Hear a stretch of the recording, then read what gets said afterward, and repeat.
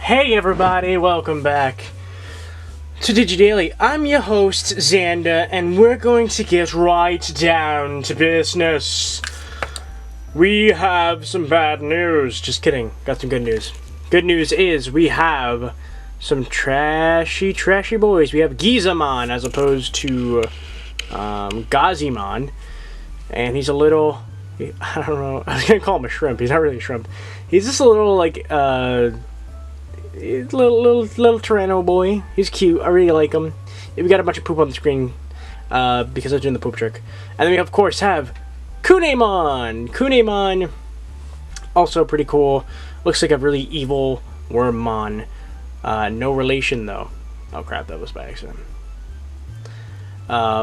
So I forgot that by doing this, we're not sending them into trashdom. Technically speaking, I consider, you know, like the,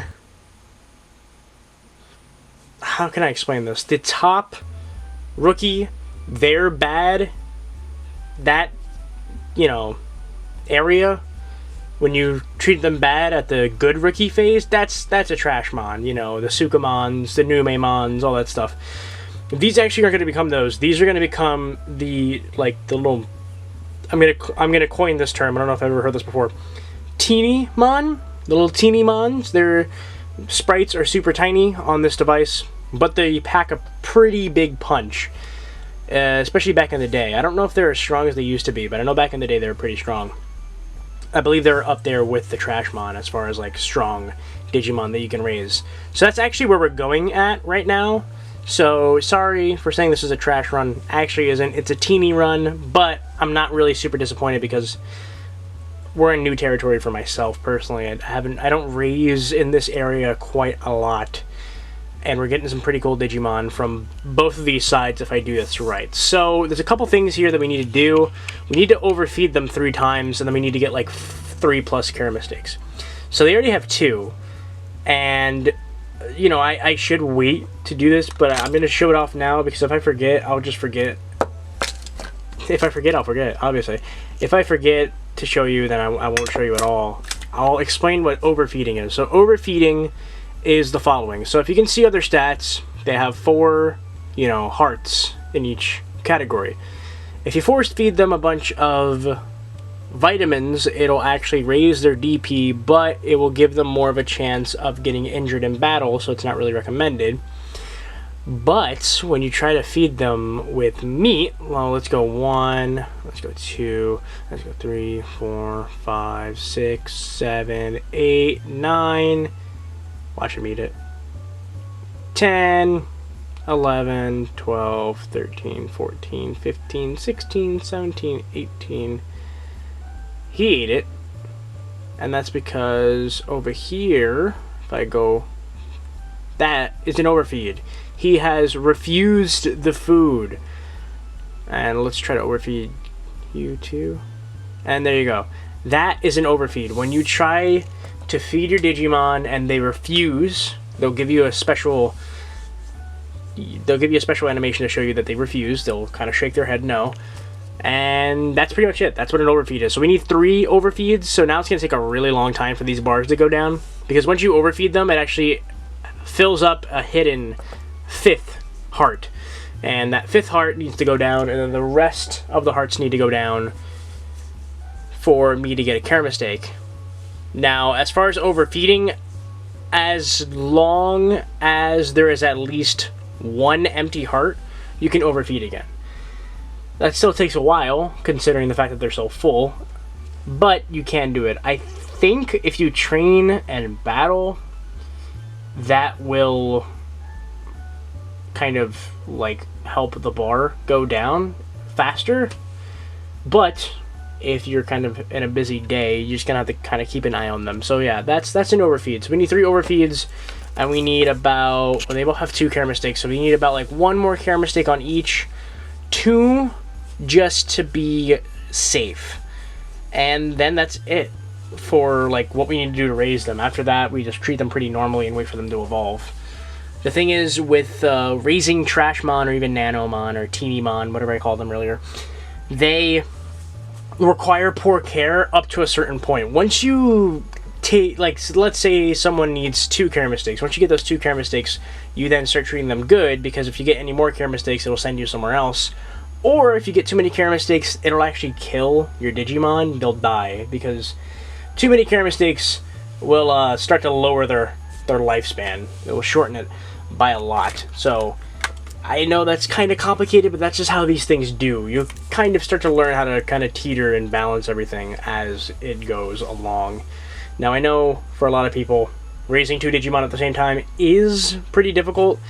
Remember that you don't really have to. It's only if you want to. You could always just kind of ignore that section and only raise 1 Digimon, and this will pretty much act like, you know, your average V-Pet, except the time is extended and you have a Coliseum in it, and there's more Digimon in general on the device. But either way, you know what I mean.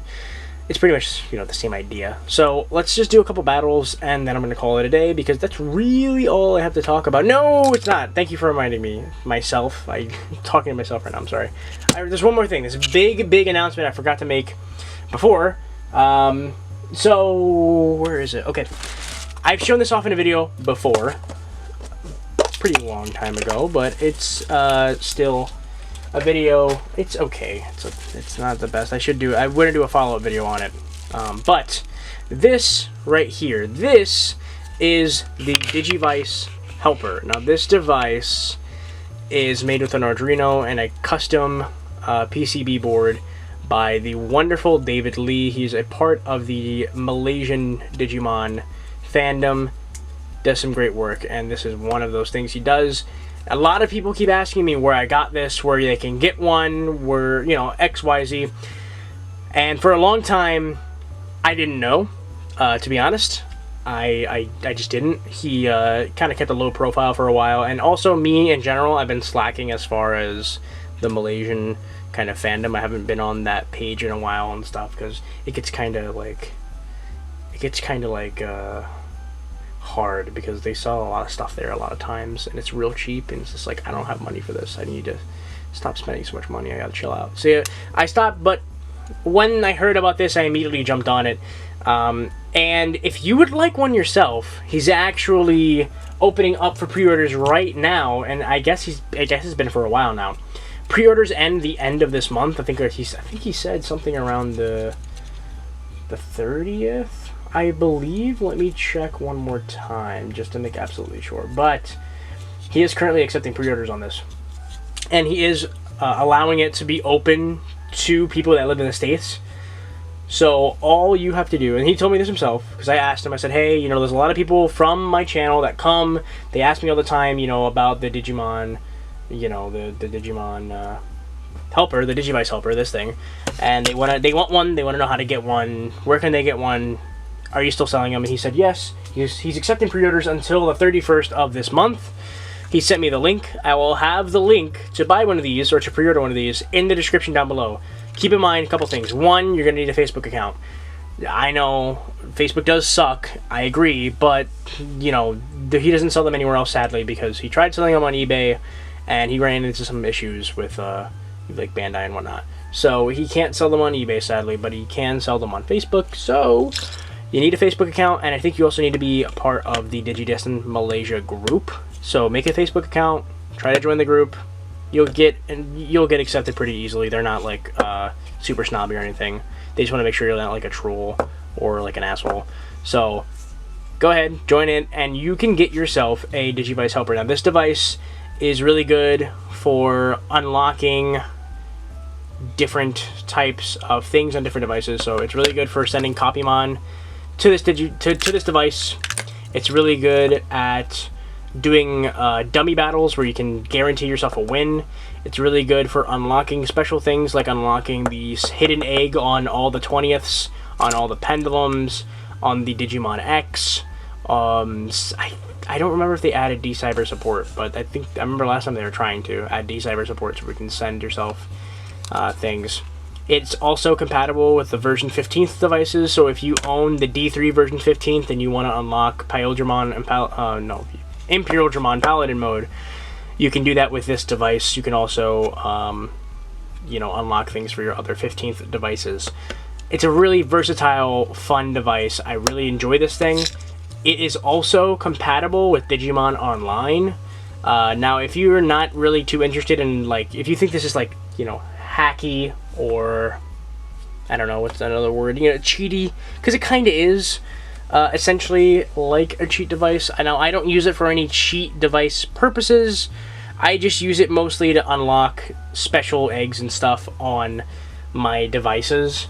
I've never used it to, like, copy over a strong Digimon, or to use, like, in any type of battle or anything like that. I don't like doing that. I feel like that's cheating. I feel like that's cheap. Everything that I raise myself. Every Copymon I have because I raised it. But, again, I mean, if you're someone who doesn't know a lot of people who own these devices and want to play and, you know, do more things, this is a good device for you because, like I said, it's very versatile. And, again, it also is... It's compatible with Digimon Online. So you kind of have a dual device there. Now, if you're not really interested in this, you don't really want, you know, any of that hacky stuff, but you do want to get into Digimon Online, you're really interested in fighting other people online and joining that community. They're a really cool bunch of people. A lot of them hang out on my Discord, but a lot of them are only on the Digimon Online Discord. There are a lot of really cool people. Constantly, you know, a lot of them are battling different devices all the time, and even helping Cumulus and Blue Dragon develop the PvE system that they're working on right now even more. I'll get into that in another video, don't worry. But if you're just interested in that aspect and just connecting to online and nothing else, this device is for you. This is the decom. This was made to me by the wonderful Blue Dragon. He actually made this for me to show off on the channel and show off online. I have showed this off on the channel before. I do have a video. I'll link that. I'll put it in a card up here. Hopefully I don't forget. But this device, really good device.